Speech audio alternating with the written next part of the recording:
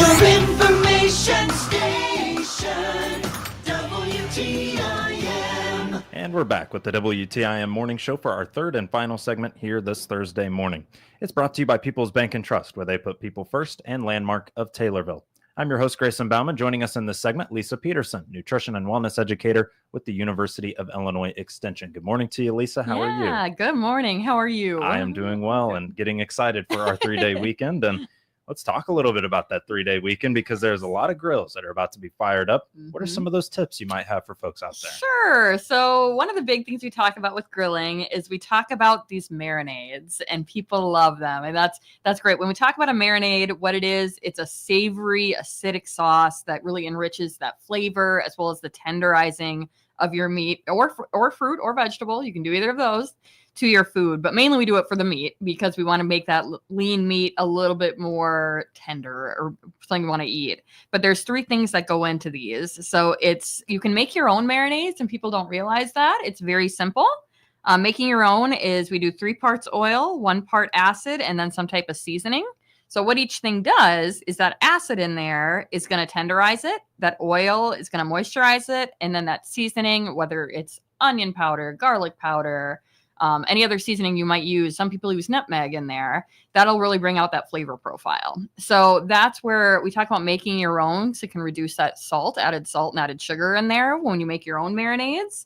It also helps reduce something called heterocycline aromatic amine formation, which some of that research has been linked to cancers. So that's kind of that buildup of that char that happens on your meat. This will prevent that because you're creating a barrier between that meat and the flame. So again, marinades are great for that because, again, it helps protect that meat and also keeps it to that good, tender flavor. And again, we want you to use the leaner meats because it's going to be less saturated fat in there. But that's always the thing. When people say, well, it's too chewy, the marinade is a great way to kind of prevent that or to help tenderize it a little bit more.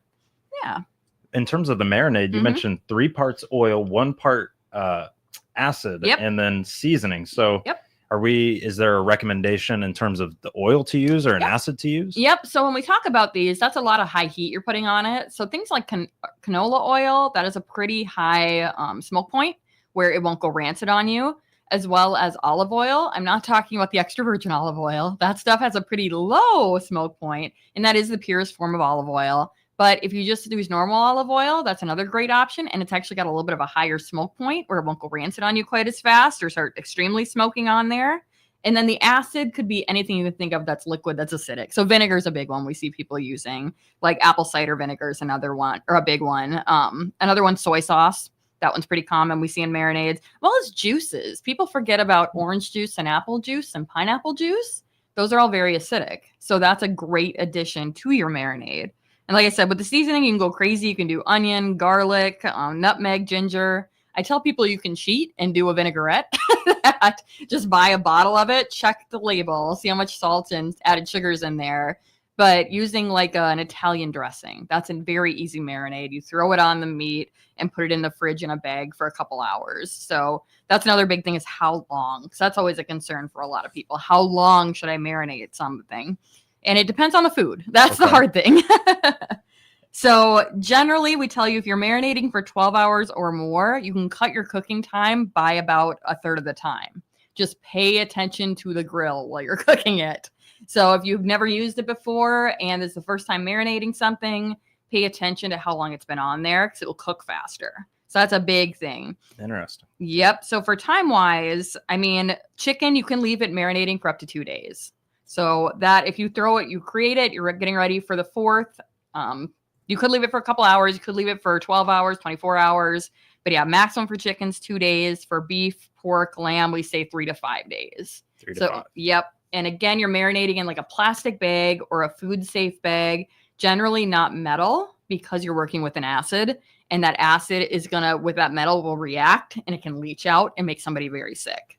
So that's another big part when we talk about the food safety side of things, is to make sure that you are married. Plastic bags are great. If you buy like Ziploc or Glabware, some of these other brands out there, make sure they're food grade plastic bags, put your meat in there and put it on the bottom of the fridge so it doesn't drip on other foods. Wouldn't have thought about that unless that came out. Yep. 12 hours of marinade, though, you can maybe cut your cooking time by a third. Yes. what's that? What is that? Yep. So that's one thing, because what you're doing is you're breaking down the proteins in those foods. So it's denaturizing the protein because of the acid in there. And Okay. that's what's making it cook faster. So Gotcha. again, that's where you do want to make sure you are keeping an eye on it as you're cooking it. Another thing I tell people is never count on color when we talk about cooking that food on the grill. Color is not an indicator of safety. So beef, pork, veal, lamb, that you're going to cook it to about a 145. So always have a food thermometer out there with you to kind of shove in that meat and check on it. For beef, pork, veal, lamb, you do want it to have a 3-minute rest time though before you actually serve it. So again, that helps kind of that heat penetrate throughout. Ground meat, it's going to be 160, and then poultry is all 165. So if you have chicken on that grill, just have that thermometer near you. That'll also prevent, if you're like, man, this is really dry, you may have overcooked it. So it is good to have that thermometer close, and that'll make it a tastier meat. I was going to say, yeah, I've definitely had grilled chicken that has been Yes, a little overcooked. thoroughly cooked. Yep. Yeah, we'll call it thoroughly cooked there. But a food thermometer is probably never a bad idea for most any meal, but grilling, just making sure that you got that internal temperature right. Right. You had mentioned with the juices as well, people kind of forget. Mhm. You mentioned things like orange juice or pineapple juice or Yep. things like that. Yep. I mean, to me, that kind of makes sense if you're doing like a pineapple jerk chicken or something like that. Yes. Yep. Chicken, that's a good one. Beef, we see a lot of that with things like apple cider vinegar. You might add in there, creates kind of a savory flavor. But of course, you can always be adventurous with it and kind of play around and see what flavors you like. But making your own at home, again, you know what's going into that food. You're not buying a marinade. You know exactly what it is. So the Italian seasoning is definitely an easy go-to. We see a lot of people doing. Gives you flavor, and you can buy it in a bottle. Yep. I have certainly had Italian dressing chicken before. Yes. It is easy. That is for sure. Yep. When it comes to the grill itself, charcoal, propane, I know there's probably not too much of a difference there.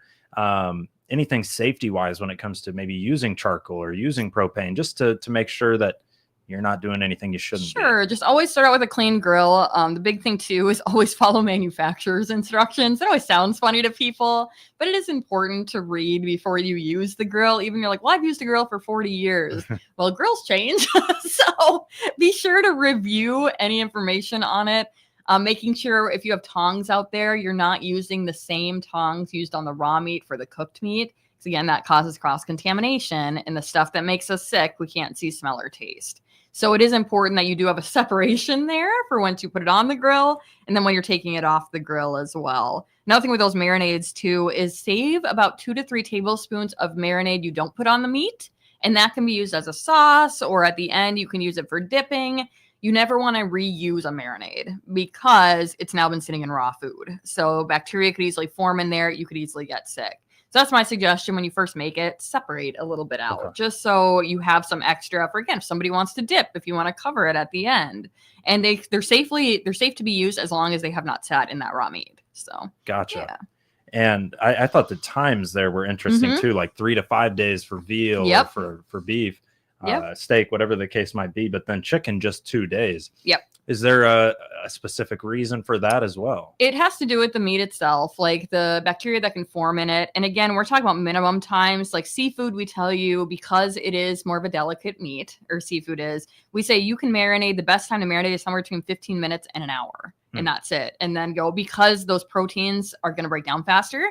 And so it may end up mushy if you wait too long. Generally for pork, we say 4 hours. You want to marinate at least. Beef, about 24 hours. So again, giving it more time. There's also usually more fat in that. Lamb, about 4 to 8. And then chicken, 2 hours. So a lot of people, if you're doing it on the 4th, the good thing is put it in the morning and throw it in your fridge. And then when noon comes around, you can take it out. It'll be good and marinated and throw it on the grill. Yeah. And have yourself a nice time in terms of grilling and doing so safely as well. The 3 parts oil, the 1 part, it seems like it's super easy to just make yourself at home. What is there any benefit to buying it other than just the ease? Yeah, it's more of the ease, the accessibility of it. Of course, read the labels. There's stuff out there too that's not adding a bunch of extra stuff to it. You can either put it in a blender. I know we've been doing a salad dressing class where we'll talk a little bit about marinades because those salad dressings could easily be used for those, but we'll put it in a mason jar. So I'll add oil, acid, and some type of seasoning in a mason jar and shake it, and there's your seasoning. So that's another easy option. So a blender's a great way because it's going to make everything mix really well. Or again, mason jars are great for that. If you already do canning, I'm sure you have mason jars around. Probably too many. Maybe. Yes. That is a look at just some grilling tips and marinade tips as well. Yeah. Excuse me. Here on the WTIM Morning Show, and that is courtesy of Lisa Peterson, nutrition and wellness educator with the University of Illinois Extension. We'll come back around. We'll talk an upcoming workshop or class that is coming in August. And this one will also be probably a favorite if you're going to be putting together a summer party type of deal. We'll be right back with more on the WTIM Morning Show here on your information station. Your information station. WTIM. Let's check the markets now on the RFD Radio Network. Higher across the board with corn, beans, and Chicago wheat. July corn up a nickel, 4.34 1/4. September corn up 7, 4.25. December corn, 4.41, up 7 1/2. July beans up 9 3/4, 10.60 1/4. August beans 10.62 3/4, up 9 1/4. November beans 10.57 1/2, up 9 1/2. July wheat up 1/2 penny, 5.56 1/2. September wheat up 2, 5.66. August bean meal 2.80.70, up 3.90. August bean oil 54.56, down 46 cents. Livestock trade. August feeders 309.60, up 57 cents. August live cattle up $1.12, 213.57. July lean hogs 108.95, down 70 cents. Energy market August crude oil 67.29, down 16 cents. Jim Taylor on the RFD Radio Network. Summertime is here, and Taylorville Estates Assisted Living helps their residents by encouraging independence and enriched lives. Enjoy the beautiful garden area, hop on the bus for trips, and enjoy the weather. You'll have your own apartment and enjoy 3 home-cooked meals a day. Residents are treated like family at Taylorville Estates Assisted Living. Find out about summer vacancies and get on the waiting list by contacting Administrator Tony Clark. Stop by or call 824-2222. That's 824-2222. Taylorville Estates Assisted Living, encouraging independence, enriching lives. Regardless of what you may have heard, America is still beautiful. Mountains are still majestically purple. Amber grain is still waving. The plain is still fruited. And the oceans are still of foamy white. Regardless of what some people may say, it's still a grand old flag. Our flag still stands for freedom. And they still can't take that away. It's still an emblem of the land I love. Still the land of the free. Still the home of the brave. And through the night, our flag is still there.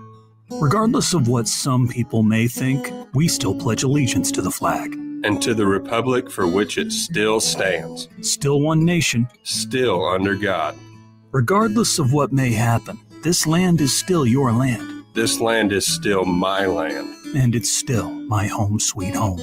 God bless America. Still.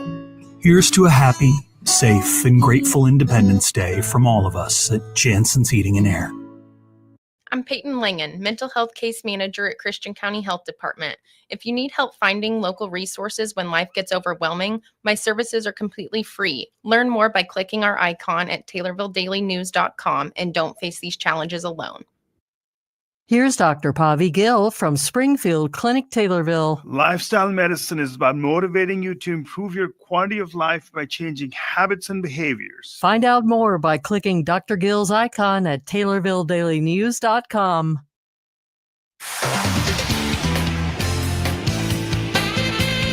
WTIM. More of the WTIM Morning Show here on your information station. We're brought to you by People's Bank and Trust, where they put people first, and Landmark of Taylorville. I'm your host, Grayson Bauman. Joining us in this segment is Lisa Peterson, nutrition and wellness educator with the University of Illinois Extension. In that first segment there, we talked tips for grilling, some safety behind it, and a whole lot about marinades. Now we're turning our attention to a salsa canning class coming in August. And by the sounds of it, Lisa, you'll be the one kind of hosting that and showing people the ropes. Yeah, so I'm very excited about this. We actually just did a canning class with Taylorville Memorial Hospital over at the hospital, and we made low sodium pickles and we made low sugar jam. So we're going to kind of keep on the train of canning. And on August 5th, so it's a Tuesday night from 6 to 8 p.m., we're going to be doing salsa. So we're trying to do it in the season where we know tomatoes are coming up and people have a lot of them. So what do we do with them? So what we're going to do is this is a hands-on practice class. So I love these classes because you're not just going to hear me preach to you about how to can it. You're actually going to do it.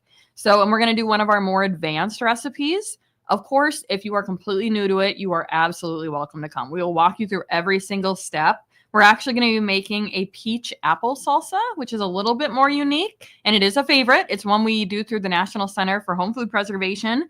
But we'll walk you through absolutely every step. We'll spend the first probably 20 to 30 minutes just kind of talking about the steps, and then you'll get to actually practice doing them. And we'll, again, walk you through everything. You'll get to can it and take a jar home. We'll also have some pre-made, so you do get to taste it. So Good. you will get to be sure to taste it. But we'll kind of get into kind of the do's and don'ts of canning salsa. So things like following a research-based recipe. You can change the type of pepper, but you can't change the amount. So little things like that, where I have my own salsa recipe, can I can with it? And ideally, if it is not a research-based recipe, we don't want you doing that. But if you have a research-based recipe and you don't like red onions, you can switch them to either the white stuff or the yellow stuff. That's absolutely fine. So it's things like that we'll hopefully give you a little bit of education on. All of these are based on research because, again, if we have improperly canned food, you could easily get sick. Yeah. There's a lot of probably ways of leaching something in there that you don't want to do. Yep. Are we teaching a specific type of canning with this, or is there going to be maybe a few methods? Yep. So we're going to mainly we're going to be doing water bath canning. So the boiling water bath canning. We'll talk a little bit about pressure canning. Some recipes will call for pressure canning. Of course, you always follow whatever the recipe wants you to do. But our main focus will be water bath canning in this class. But again, we'll kind of walk through what things that do have to go in a water bath versus going in a pressure cooker or pressure canner. You gotta be as specific as possible. A cooker should not be used for canning. A canner, that's the thing too, is tomatoes are something called a borderline fruit.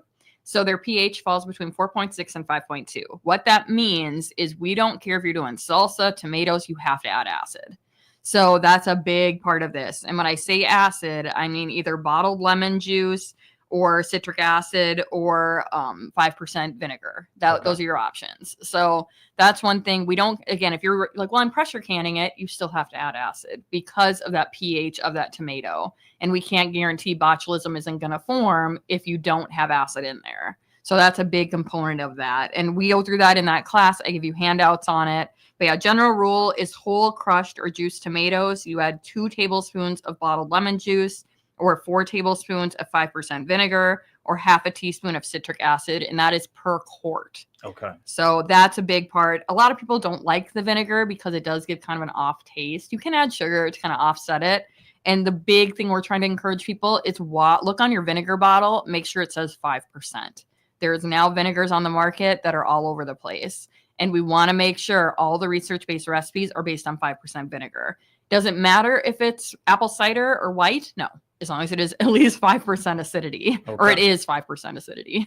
In terms of, you mentioned about, maybe 5.5 to about 6, or excuse me, about 4.5, maybe about 4.6. Yep. 5.2 there. Yep. Is that trying to get it to a more neutral 7? We're going the other way. We're going the other way. We're going down. You want to keep it at a low acid. So we're trying to bring it, we say low acid, but it is, or low. You don't want it to be a low acid. So you want to have a higher acidity. Okay. So the numbers are inverse. So that's where it's confusing. Yeah. It's like we want to get it below 4.6 because at 4.6, botulism will not form below 4.6 when we water bath can. So that's where if I have a tomato that's 5, I'm going to add acid to it and it's going to bring it below 4.6. So that's why we got to make sure that tomato is low or has more acid to it so it'll preserve correctly. Gotcha. And I just wanted to make sure I was tracking in terms of like, are we going toward getting towards neutral or are we trying to make it more acidic? And that totally checks out with me. Lisa, anything else? But just about 30 seconds here about your salsa canning class coming up. Sure. So you can sign up on our website. We do have a newsletter that goes out every month, which we'll have this in here for August. There is a small fee. There's a $10 fee to cover the cost of our supplies for the class. But of course, if you cannot pay for it, just let us know and we'll work with you. But yeah, it's August 5th from 6 to 8 p.m. and it'll be at the Christian County Extension Office. For a $10 fee, you get to take home a can with you. Yeah. Not a bad deal right there. Lisa, thank you so much for joining us here on the morning show. And I hope you have a nice 3-day weekend coming up. Yeah, you too. Thank you very much. Lisa Peterson, nutrition and wellness educator with the University of Illinois Extension. More of the morning show back around as of Monday morning on WTIM. The Big 870 WTIM Assumption Taylorville. 96.1 FM Taylorville. 107.5 FM Shelbyville. 107.9 FM Pena Nokomis. News